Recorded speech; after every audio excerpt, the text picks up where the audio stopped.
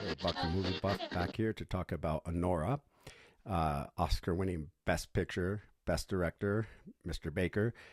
And it was a movie that I caught towards the tail end of viewing right before the Oscars, literally 1 week before it won.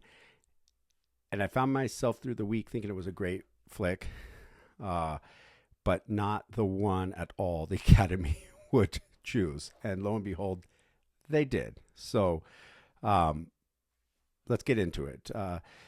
Independent, A24 flick, well done. I think it was made on a budget of $6 million, they said in the Oscar winning director speech, encouraging people to see movies at the cinema to support the independent film. And I have some comments on that I'll get to in a moment here. And really well done, with the Mike Madison actress that also won for her role. Yes, it was risque to say the least. If you're not in the mood to see a movie that deals with graphic sex and drug use, this one isn't for you. At the same time, there's a juxtaposition of the oligarchy, the aristocracy that is in this world, and whether it be in our country or from another country like Russia, as portrayed in the film, that there are people that are just so loaded, they're not in touch with the average person's reality. And this movie conveys that. It's very stylistic in the sense that, don't look for the nicely wrapped, neatly wrapped package at the end of the movie and this clear, clean cut ending of the story. It leaves you thinking, your mind wandering. That being said, the performances by everybody in this film just seem so authentic, and there's a lot of actors that are not recognizable to me, some of them Russian, some that are just through the independent circuit, but nonetheless they're giving the performance of their life in this film. Now, as Mr. Baker said when he won the Oscar, to support the independent film industry and get out there and see movies in the cinema where they belong, which I like, definitely the latter. Apparently, I received a news feed where this crew and production crew in particular had tried to unionize in New York where they were on site filming. And apparently, he resisted that tooth and nail. And after them actually unionizing and getting health benefits and better pay and other, perks from collective bargaining, he was somewhat sour on the set of the movie and bitter in the defeat. So I think it's ironic that on stage at the Oscars, he's talking about the shoestring budget they made this movie on.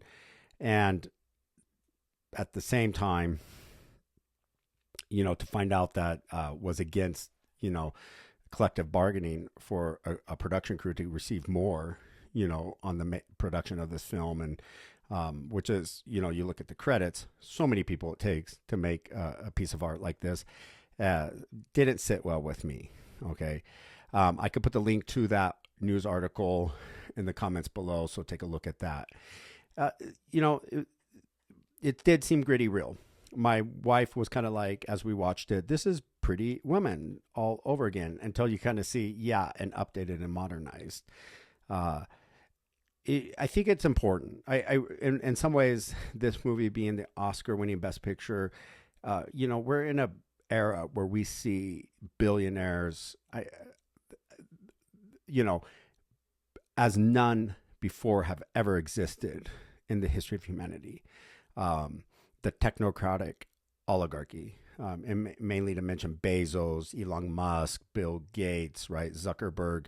I mean, a handful of people, you can count them on one hand, account for 50% essentially of American wealth. And that means 5 people, whereas you have 350 million plus other people splitting the other 50% of the pizza. It's abhorrent. It really is. And when you think about that, it's just it needs to be called to people's attention. And while this movie doesn't directly do that, it does show you this class and how they think and how they're just out of touch with the reality of the average person. And I think it's a precise moment in time that this movie does win the Oscar and get that message out to people, and hopefully they reflect on it in that way. That's what I saw a lot from this movie. And also sometimes, cultures and people that leave their countries or their first or second generation in a country. And when they encounter that oligarchy from the other country, in this case, Russia, how they don't speak the language right. They're not part of, you don't know how it is in Russia. You grew up in New Jersey or New York or wherever, and you don't speak our language how it should be. And you're low class, you're low level. You don't belong at all, even in my social class group or presence to even talk to me. So get out there and see it. It kind of reminds me of when Nomadland with Frances McDormand won. I thought that was a very precise moment in time because of Jeff Bezos' Amazon and the pandemic accumulating so much wealth. It was so serendipitous that Nomadland won. And I've only seen that once, right before it won the Oscar. I need to get on here. I didn't have my channel at the time and do a review of that. But that's about people living out of their vehicles, hence Nomadland, and doing seasonal work for Amazon. Amazon's actually in the movie. And you see the struggles they go through. But we are in a part of the history of humanity where we're seeing concentrated and accumulated wealth to the degree that has never been seen. And the only adjective, again, I can have for it when it's that unequal distribution of wealth and the widening gap between the super, super, super rich and poor it's abhorrent. It really is. And so this movie calls attention to that, puts a light on it, just like Nomadland did with Frances McDormand and Amazon and the seasonal workers. So get out there, see it. It won. It did. I was totally surprised.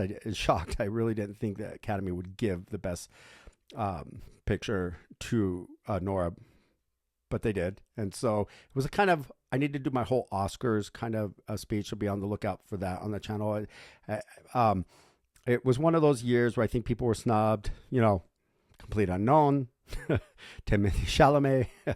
I'll have to come back and talk about that. There's a video already on for A Complete Unknown, but it was just one of those years that I think there were snubs. There were things I wasn't expecting.